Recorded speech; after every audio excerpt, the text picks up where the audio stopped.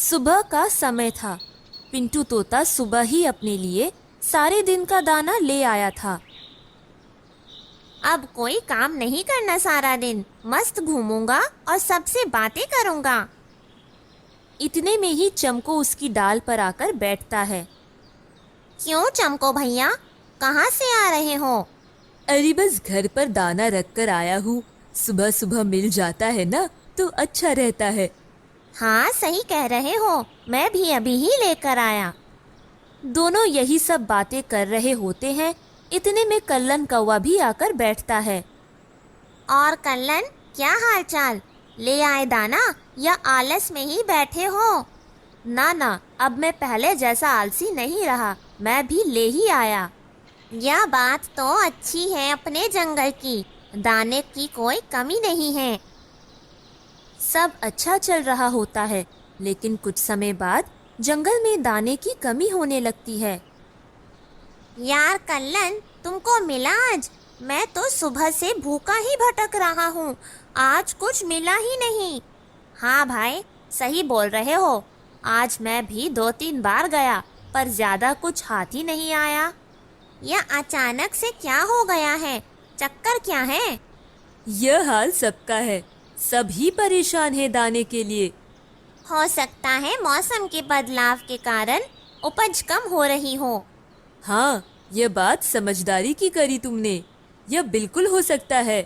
चलो थोड़े दिन सब मिल बांट कर खाते हैं। हम सब एक परिवार की तरह है, कोई भूखा नहीं रहना चाहिए। यह बात बिल्कुल सही कही तुमने। थोड़े दिन सब यही करते हैं, मिल बांट कर रहते हैं और खाते हैं। सब लोग बच्चों का ज्यादा ध्यान रखते हैं, पर धीरे धीरे समस्या बढ़ती ही जाती है। दाने का मिलना दिन पर दिन कम ही होता जाता है। सबके भूखे रहने की नौबत तक आ जाती है। अरे भाई, अब नहीं बर्दाश्त हो रहा, मुझे लग रहा है कोई चक्कर है। सही कह रहे हो, चक्कर कोई और ही है। जंगल में सभी पक्षी चुप चुप से रहने लगते हैं। कहीं से कोई आवाज नहीं, सब बस एक ही जगह बैठे रहते हैं। इसी तरह एक दिन जब सभी भूखे पेट सो रहे होते हैं, तभी काफी तेज चींची की आवाज करते हुए बहुत सारे पक्षी उड़ते हैं। सब तो सो ही रहे होते हैं, पर पिंटू की आंख खुल जाती है। लगता है भर पेट खाया होगा, तभी इतना तेज बोल रहे हैं। पर देखना तो चाहिए कि यह सब आ कहां से रहे हैं। वह उनका धीरे धीरे पीछा करता है, पर वह ज्यादा देर उड़ नहीं पाता और सारे पक्षी आंखों से ओझल हो जाते हैं। पिंटू तोता जहां रुका होता है वहीं बैठ जाता है। वह काफी थक गया होता है।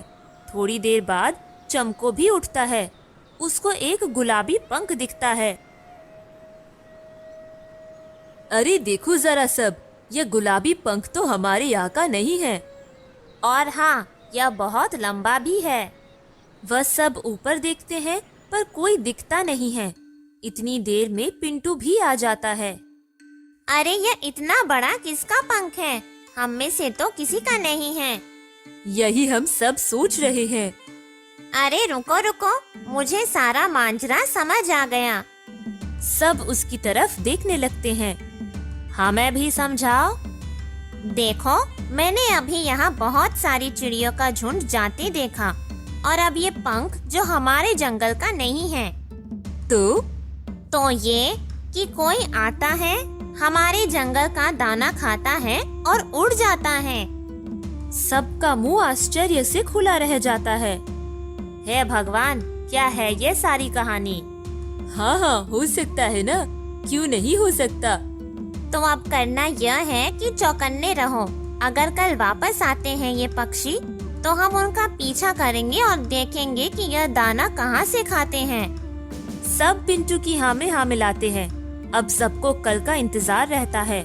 अगले दिन जब सूरज सर पर आ जाता है, सब बेसब्री से उनका इंतजार करने लगते हैं।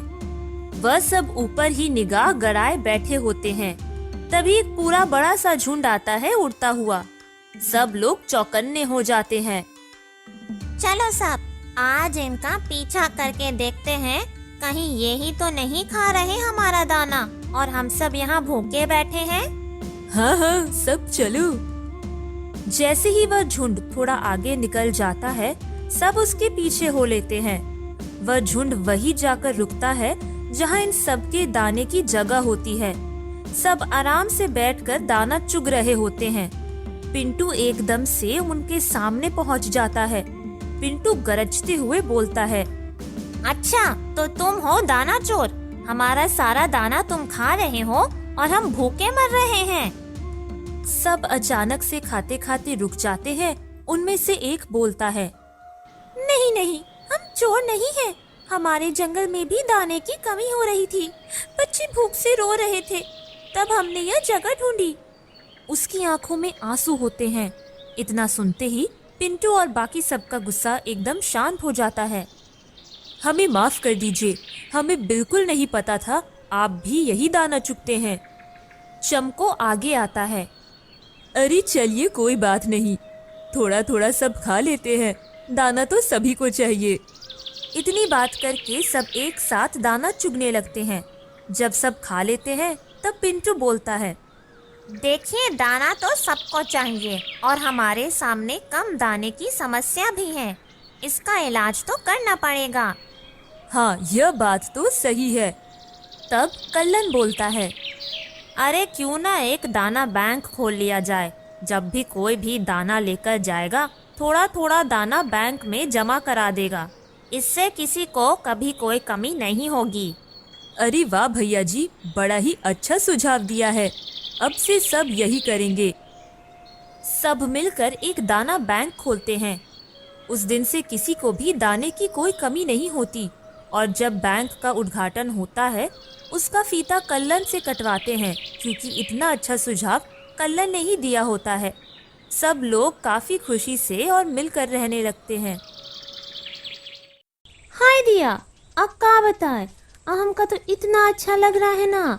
अब कितने दिनों के बाद हम ऐसे बैठे हैं, अब फुर्सत से। अब का करे, अब कोनो काम ही नहीं है।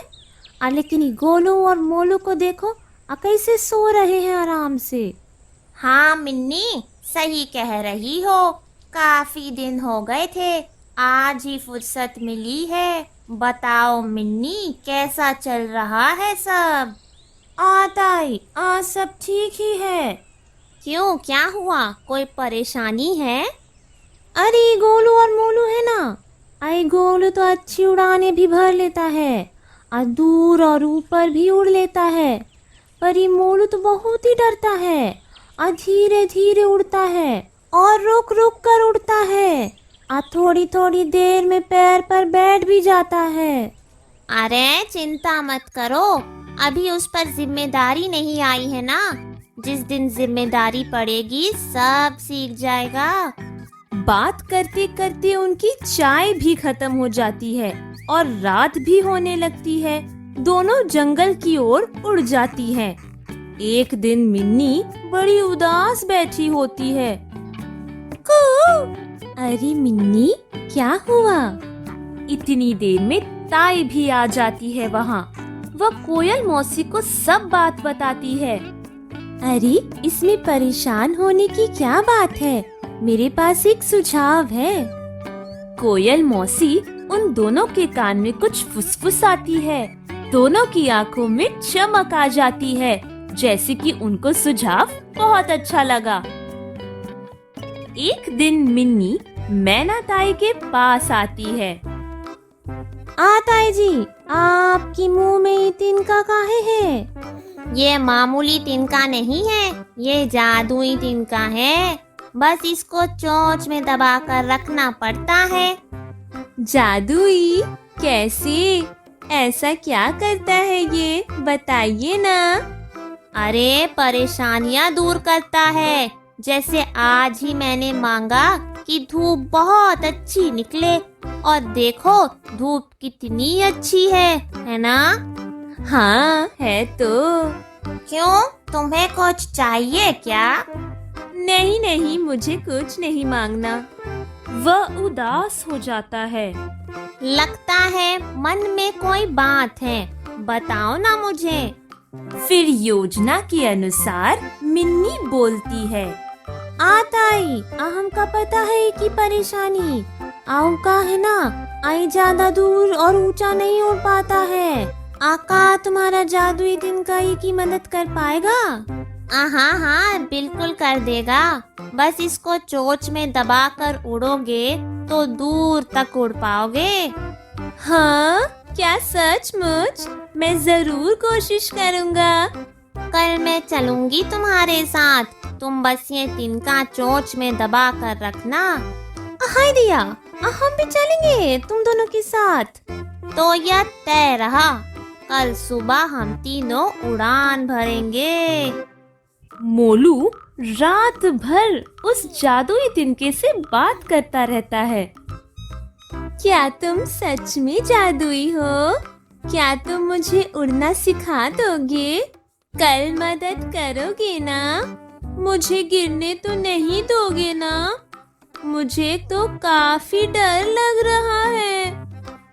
बस ऐसे ही बात करते करते वह कब सो जाता है उसे ध्यान ही नहीं रहता। मैना ताई सुबह सुबह आ जाती है। चलो चलो उठो तुम दोनों, हमें चलना है, आज लंबी उड़ान भरनी है।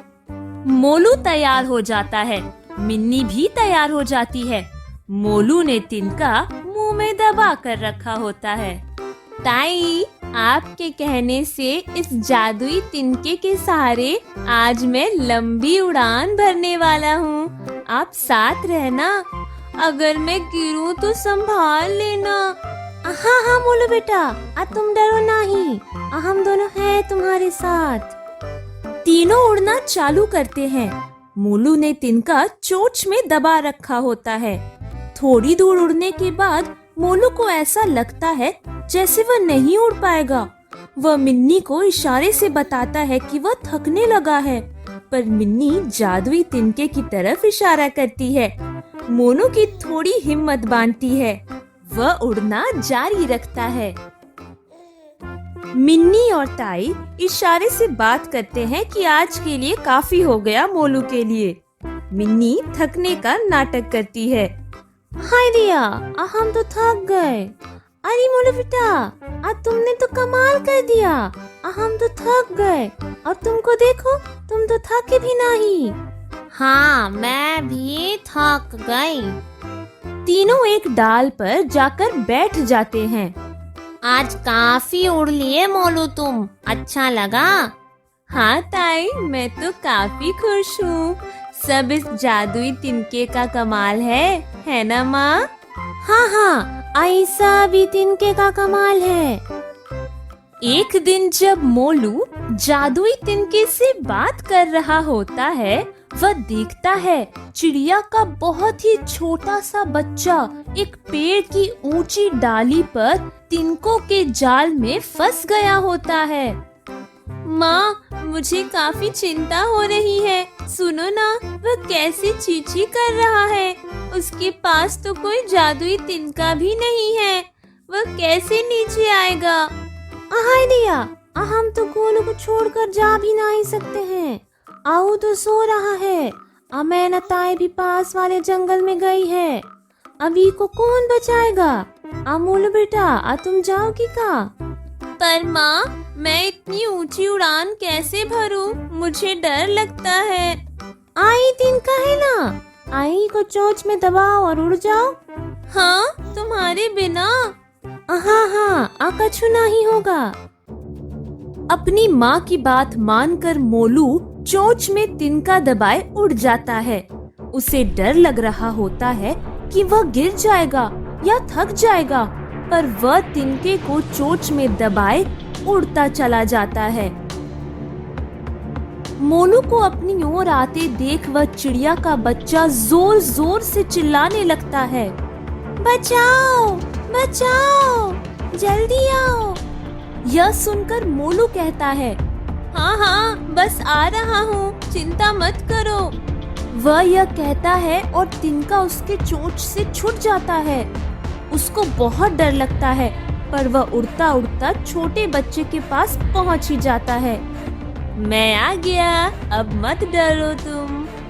मोलू छोटे बच्चे को तिनके के जाल से निकालता है।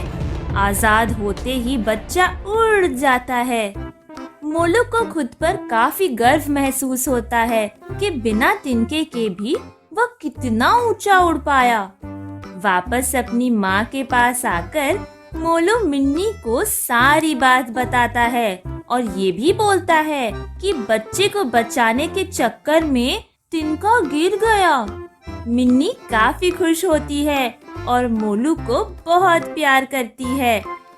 मोलू, हमको तुम पे बहुत गर्व है।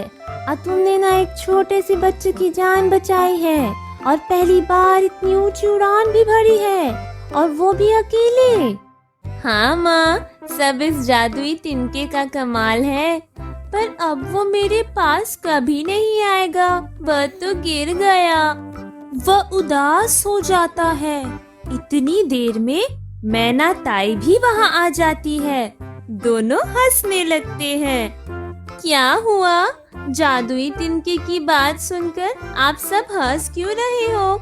आपको तो दुखी होना चाहिए कि मेरी जादुई शक्ति चली गई। फिर मैना ताई बोलती है, अरे उसमें कोई शक्ति नहीं थी बेटा, वह एक मामूली तिनका था। हाँ? क्या? सच? मोलू, तुम जो इतना दूर और ऊंचा उड़ पाए हो, वह तुम्हारी अपनी इच्छा शक्ति और मेहनत की वजह से उड़ पाए हो। मिन्नी ने मुझे तुम्हारे बारे में सारी बात बताई थी, तभी हम सब, मैं, कोयल मौसी और मिन्नी ने मिलकर ये योजना बनाई तुम में आत्मविश्वास जगाने की। क्या सच? ये तो कमाल हो गया। मैं इतना ऊंचा उड़ सकूंगा, मैंने कभी सोचा भी नहीं था। आप सबने मेरी बहुत मदद करी। आप सबका शुक्रिया। हमें खुद पर विश्वास होना चाहिए और हम सभी को मेहनत करते रहना चाहिए।